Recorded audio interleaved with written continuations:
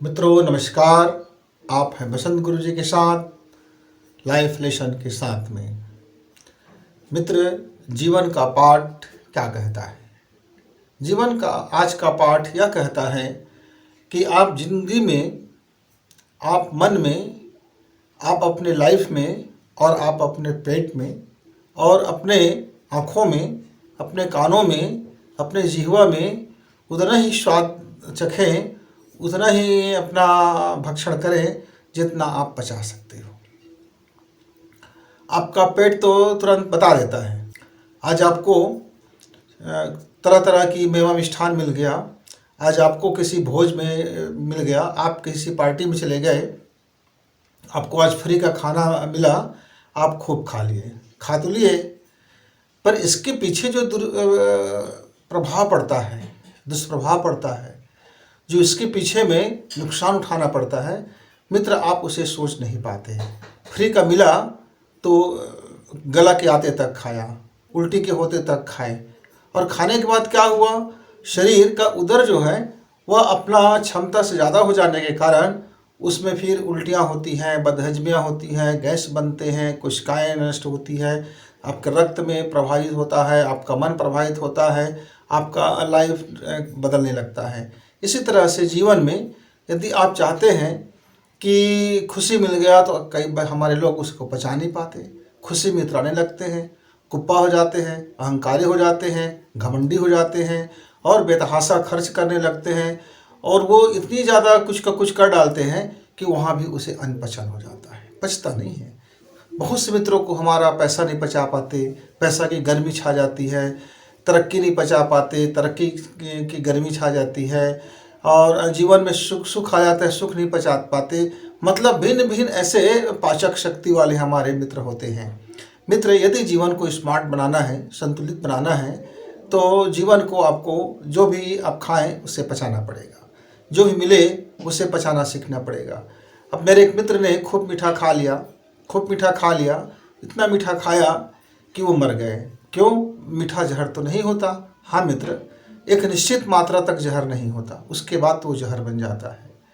मेरे एक मित्र थे, उसने थोड़ी जहर खा ली, पर वो तो उसके लिए अमृत बन गया। हाँ मित्र, वो जहर दवा था, वो दवा कड़वा दवा था, उसके शरीर में परेशानी आ गए थे, इसलिए उसको कड़वा दवा पीना पड़ा।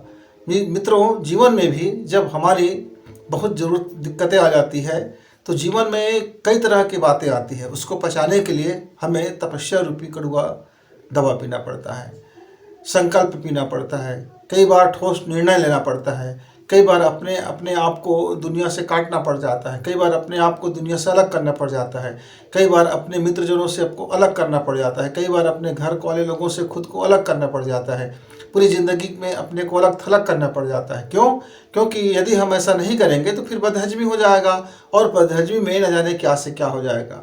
गैस बढ़ गया, तोंद फटेगी, न जीवन का गुब्बार फट जाता है, न जाने क्या से क्या होता है। मित्रों, तो आपको यदि दुख मिले तो दुख को भी पचाइए, पचाइए, हो हल्ला मत कीजिए, सहयोग मांग लीजिए, सहायता मांग लीजिए, लेकिन पुरुषार्थ करिए, पुरुषार्थ करिए और देखिए कि यह दुख आपका किस तरह से पच सकता है, किस तरह से हजम हो सकता है। सुख आ गया तो सुख को भी पचाइए, उसको उल्टी मत कीजिए, दुनिया भर में चिल्लाइए मत, और इधर उधर गैस बदबू मारते हुए मत भागिए कि मेरे पास इतना धन है, मेरे पास इतना वैभव है, मैं ऐसा कर लिया, मेरे पास इतना पूंजी आ गया, मैं इतना बड़ा नौकरी में है, मैं दुनिया में ऐसा हूँ, मैं वैसा कर सकता हूँ, मैं ये हूँ वो हूँ। ऐसा बदहजमी गैस मारते हुए, बदबू मारते हुए मत भाग दौड़िए। लोग आपको कहेंगे कि इससे तरक्की पचा नहीं। जीवन में एक ही चीज़ यदि आप सीख जाते हैं, संतुलित आहार और संतुलित जीवन। संतुलित जीवन मतलब क्या है कि आपको सुख मिल रहा है तो तैयार रहिए, कहीं दुख आएगा तो तैयारी कर लेते हैं। जो भी चीज़ें हैं, तो जीवन का खट्टा मीठा अनुभव, जीवन का खट्टा मीठा सारी चीज़ें आपका है, कड़वा भी आपका है, मीठा भी आपका है, तीखा भी आपका है, नमकीन भी आपका है, तो सबकी संतुलित मात्रा उचित होता है। मित्र, मेरे एक मित्र थे, वे रिश्वतखोर थे, बड़े रिश्वतखोर थे। वो इतना ज़्यादा रिश्वत लेना शुरू किया, अपने हैसियत से ज़्यादा रिश्वत लेना शुरू किया, और एक रिश्वत पचा ना सका तो फिर उसको भरना पड़ा, फिर जाना पड़ा, जहाँ जाते हैं उसको भुगतना पड़ा, एक कदू पटाना पड़ा, गुजरना पड़ा, और जीवन में जितना जुड़े थे उससे ज़्यादा घटाना पड़ा। जितना जोड़े थे उससे ज़्यादा घटाना पड़ा। मेरे एक और मित्र थे, वे बात बात पर बड़ा अहंकारी था। आप उससे कह देते कि अरे यार, आपकी औकात तो 10 रुपये खर्च करने की नहीं है, तो वो व्यक्ति गुस्सा में आकर के 1000 रुपये खर्च कर देता, 1000 रुपये खर्च कर देता। इस तरह से लोग उनसे अहंकार नहीं पसता था, क्रोध नहीं पसता था, उसको स्वाभिमान समझते थे, यानी नासमझी उससे नहीं पसता था। मेरे एक बुद्धिमान मित्र थे, वो बड़े बुद्धि के धनी थे। वे हमेशा अपने हर चीज़ गुणा भाग बुद्धि से ही किया करते थे। अपना कितना लाभ है, हमेशा अपने लाभ के बारे में सोचते और अपने लाभ के वक्त में दोस्ती करते, अपने लाभ के बारे में बातें करते, अपने लाभ के विषय में चाटुकारदी करते। तो व्यक्ति को समझ में आ जाता है कि अरे यार, ये व्यक्ति तो निपट स्वार्थी है, और वह उस व्यक्ति से फिर वक्त में आया तो कोई काम नहीं आया, वक्त में आया तो कोई काम नहीं आया। मेरे एक और मित्र थे जिसने जीवन में बड़ा धन कमाए थे, और वो उस धन कमाते रहे, युवावस्था में ऐसे चीज़ खाते रहे, पीते रहे कि उनका शरीर अब उस धन का सेवन करने योग्य नहीं बचा। धन तो बहुत कमा लिया था, पर शरीर उसका मटिया मेट हो गया, मन मटिया मेट हो गया, परिवार मटिया मेट हो गया, घर परिवार पूरे के पूरे सब मटिया मेट में चले गए।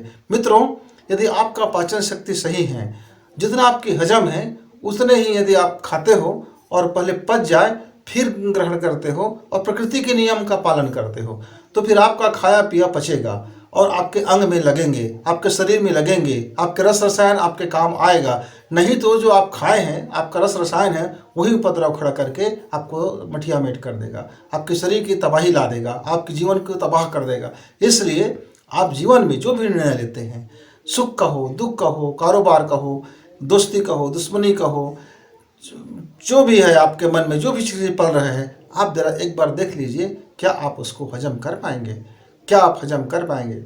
एक दिन की बात है मित्र, मेरी बचपना की बात है। मैं